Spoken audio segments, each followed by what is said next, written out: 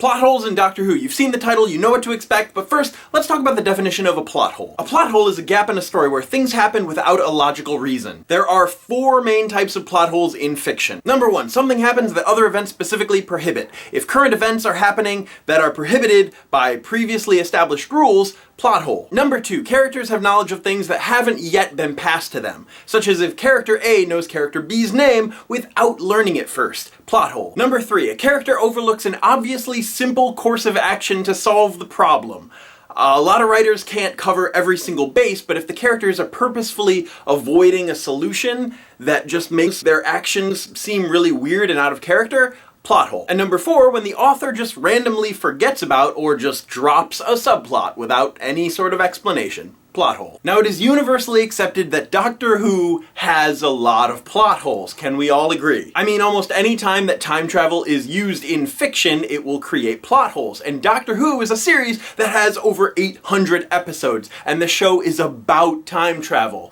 There are big plot holes. Not to mention, a large part of the show is actually about interfering with the past. If the Doctor didn't interfere with the past, then people would die, and he's preventing things and changing things, and if it's not a fixed point, then go ahead, willy-nilly change a whole bunch of stuff. But speaking of interfering, let's talk about the Reapers for a second. Remember those? The Reapers' first and last appearance was in Father's Day, when Rose saved her dad from getting killed. The Reapers showed up to sterilize the wound by killing the people involved. They appeared because there was a disturbance in the timeline, and they were there to fix it. That's all well and good, but the Doctor interferes with a lot of things. So why was this the first and last appearance of the Reapers? Some people argue that the Reapers only showed up not because Rose saved her dad, but because for a split second there were 2 Doctors, 2 Roses, and a baby Rose all in one place, which created a weak point in time, and that's why the Reapers showed up, and because that hasn't happened again, then that's why the Reapers haven't needed to show up to sterilize anything. Okay, but the Doctor is in the same place as himself a lot of the time. The 3 Doctors, the 5 Doctors, Day of the Doctor, other situations where there are multiple Doctors, why are the Reapers not showing up then? Or how about the plot hole when you can't change a fixed point in time unless you change it but make it look like that event still happened, but really you just averted disaster and changed things anyway.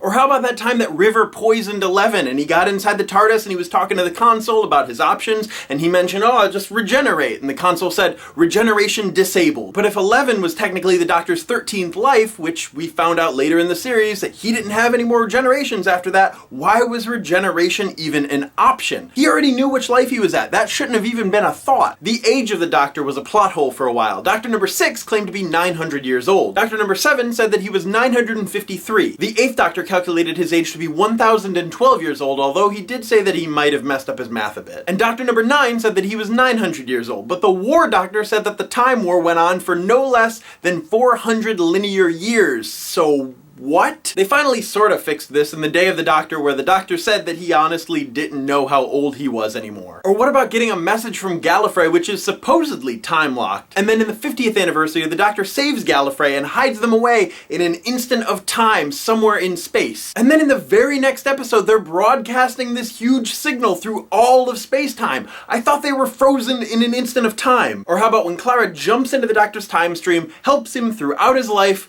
Alright, cool, awesome. And then the Doctor jumps into his own time stream to get Clara. How does the Doctor get out of his own time stream with Clara? Or were the writers thinking that we would be too distracted by the introduction of the War Doctor to notice? The Statue of Liberty is a weeping angel.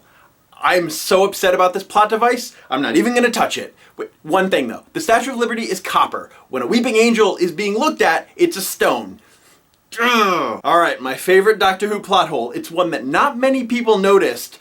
Are you ready? In Journey's End, Davros claims that his reality bomb will not only destroy the entire universe, but all parallel universes as well. The bomb does not end up going off in our primary universe, spoiler alert. But as the Doctor explains to Donna in Turn Left, every single decision creates a new parallel universe. So isn't it logical to assume that there is at least one parallel universe where the 10th Doctor didn't make it. He died before he had a chance to regenerate. So that way, there was no one to stop the Daleks and Davros from detonating the reality bomb. So since the reality bomb would destroy that universe and every single parallel universe, it would destroy our universe if detonated in a different alternate universe. The bomb would only have to go off in one universe, any parallel universe, for Davros' plan to succeed. So out of the trillions and trillions of exponentially expanding parallel universes every single moment of every single day, there isn't one universe where Davros wins? That doesn't even seem illogical, that just seems impossible. That's my little list of Doctor Who plot holes. I'm sure there are a ton more. If you know of any, leave them in the comments down below and let's have a conversation about Doctor Who. As always, my name is Travis, thank you for listening to what I have to say, and you will see me later.